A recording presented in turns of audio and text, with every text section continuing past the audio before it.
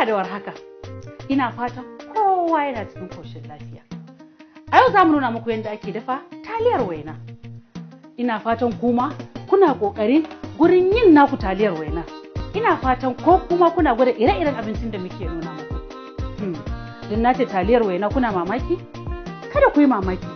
Ku biyo mu sannu a hankali. Zan nuna muku yadda ake yin su daki-daki. Yanzu taliyar wainan mu za ta ba mu haɗaɗɗen karin kumallo. Za ta iya ci da rana ko da daddare cikin sauƙi.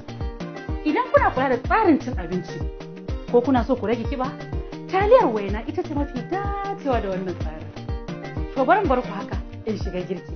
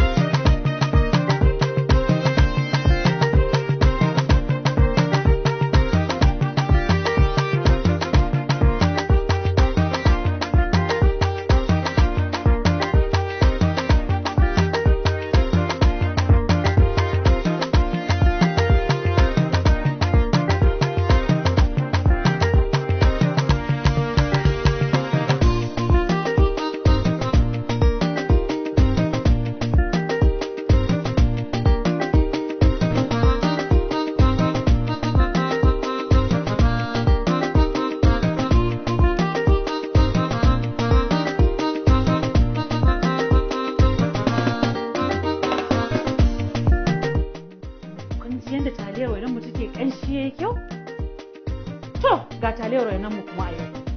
Na san yanzu iyalai na sun matsu su wannan taliyar wainar. Godiya ta musamman ga taliyar Crown.